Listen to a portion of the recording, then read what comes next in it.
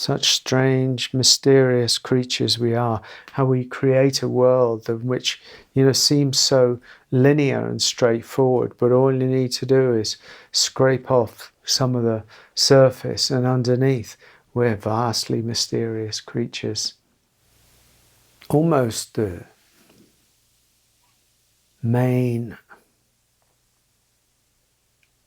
issue on the spiritual path, and also just on the life path, on the transformational path, is the fact, and it's a very obvious fact in many ways, and I know that I've talked about it a lot before. We've just been on retreat. We've just been running a retreat, and you see it. You get to see it. You get to know it from your own life, but you get to see it in other people's lives that we work with, and it's this principle of our inability to meet ourselves and to face ourselves and to, in effect, love what arises, but even without the loving what arises, to actually allow, to rise up what arises, to face ourselves. It's incredible to think about it in some ways, but we really have a problem facing ourselves. It's like we've, created lives where the main principle, the main strategy, although it's an unconscious strategy, of course, but the main strategy is to avoid how we feel.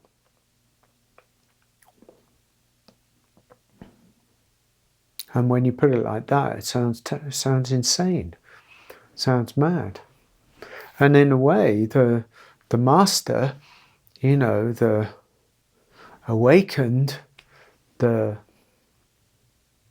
one who is at least on a certain level free. We like to paint it in a glorious way of the enlightened one, but in a way, on the level certainly the level that I'm talking about, actually that one is simply one who has fully met themselves and allowed to rise up to be as it is, to resolve, if you like, not necessarily psychologically, but sometimes psychologically, to allow whatever is arising to arise, to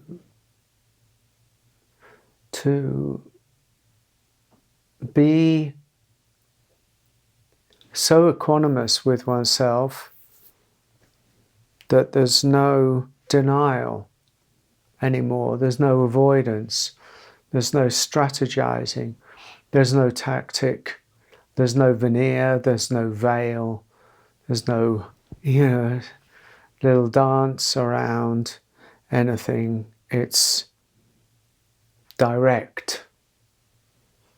And you see what happens with that, this is what I was really kind of getting to, is that what happens with that is that it's the resolution of old emotions, the resolution of the old emotionality. See, feeling, the way we feel is direct, but the emotion that we carry into feelings is not direct. It's the past, it's the baggage, it's the heavy stuff. It's the old unprocessed stuff that we carry around that, comes up and sticks to the experiences that we're having, the feelings that are arising, the way we meet the world. You see what I'm saying? The two strands. There's the way that we meet the world arises in our consciousness, whether that world is from the outside or really from the inside. And without any overlay, without any baggage, that's direct feeling. World comes in, it's processed in some way, integrated, and then it flows through the organism, flows through consciousness. But when we've got all that baggage of emotion, old emotion, that's the boogeyman here, the old, unprocessed emotion. And when we've got that, when we're carrying that stuff from the past, then the experiences that we have that would otherwise just flow through are met with the baggage of the past. And so we don't get to experience the world really as cleanly, as directly as we might do. So we start to build up over time vast accumulations of stuff, of energy stuff.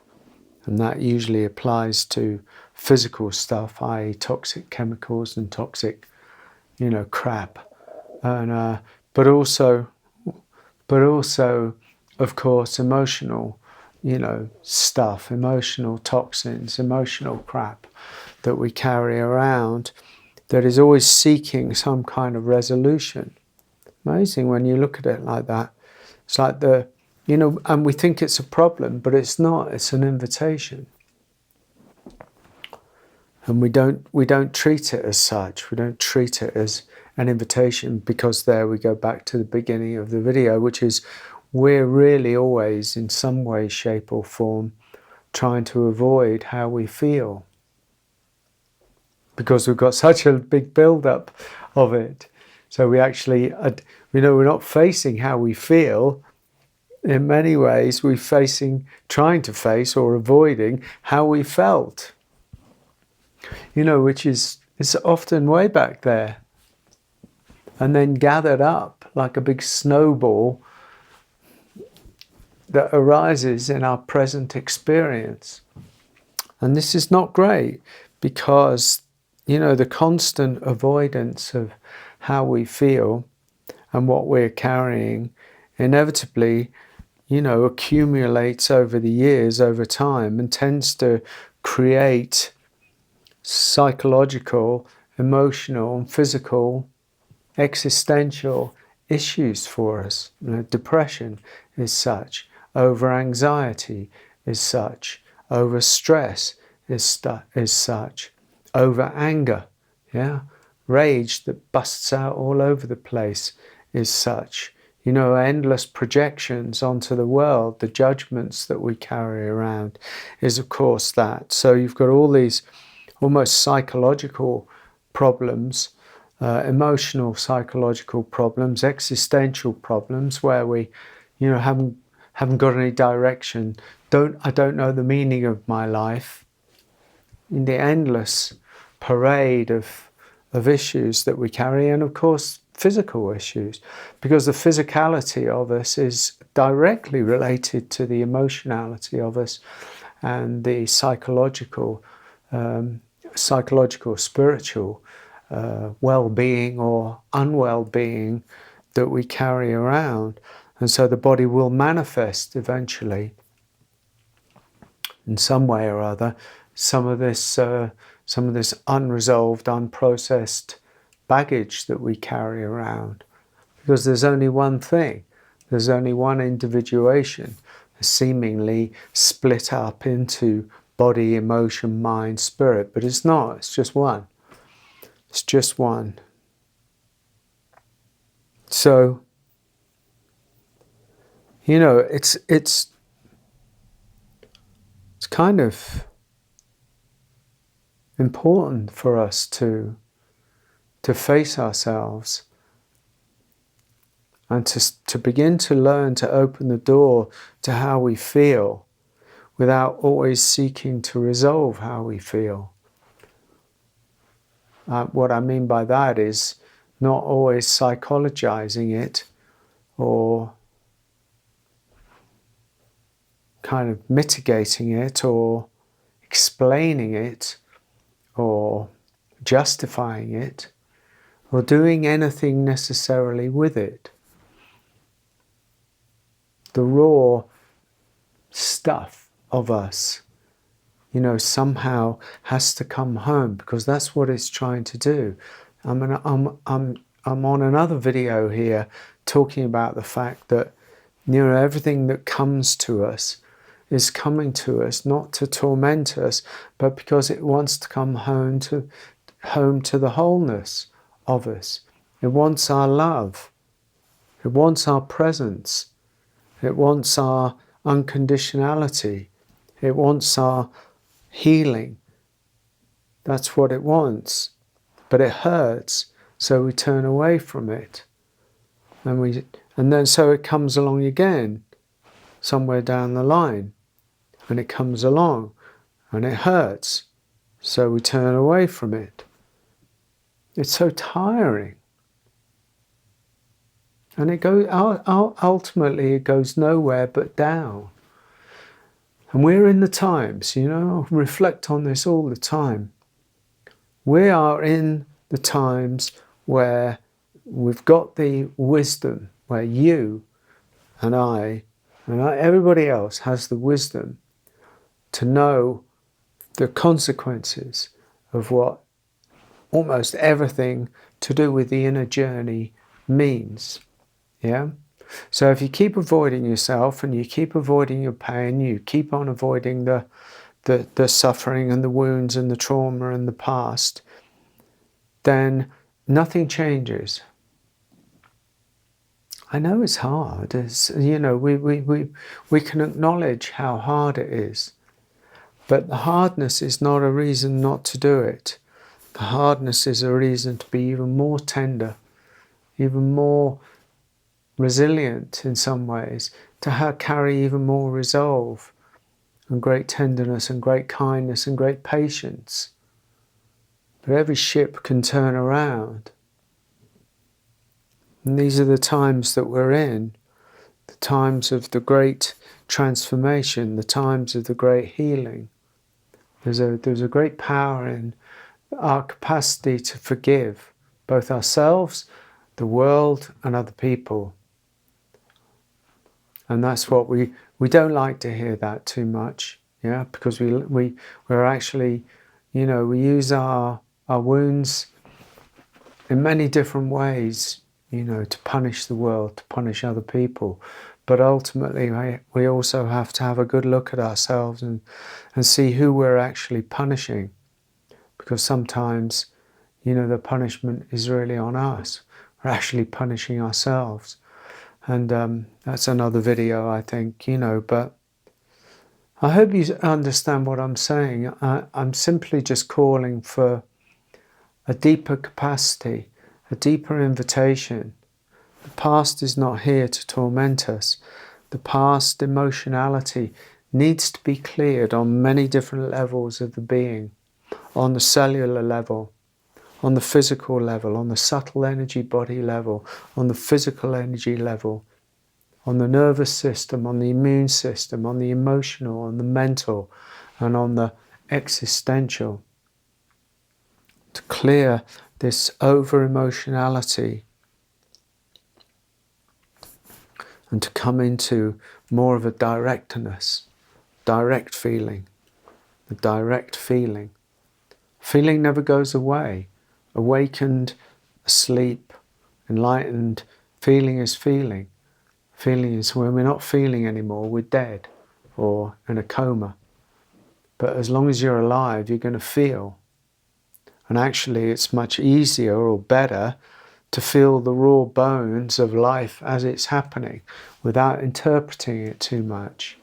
Things still happen, but you don't make a meal of it. Don't make a story out of it.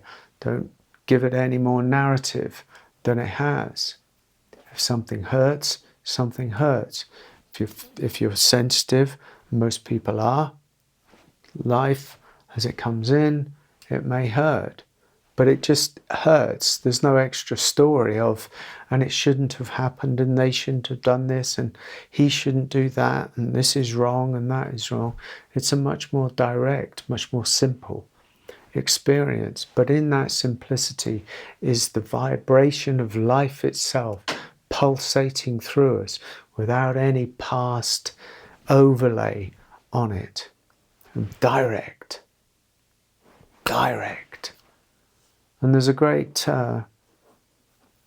kind of peaceful joy, exuberance almost, a relief, because you're just in life, directly in life.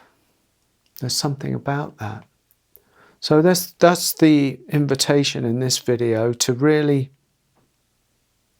face it to the best of one's capacity, and then to dance in that facing it, to be committed to resolving the old emotionality, and to see when it comes along, the old shadow comes along.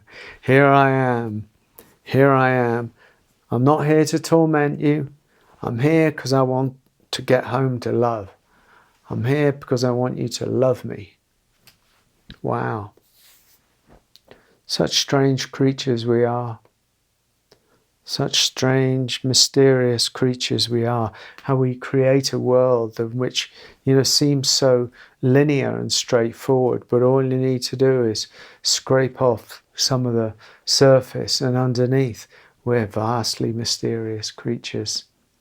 I've looked into the world. I've fallen out of the world and looked into some deep places. And as a poet and a somewhat of a mystic in my own way, I find life, the deeper I go, to be more and more bewildering and mesmerizing and strange on such a deep level. All right then. Thank you so much for watching. Blessings to you.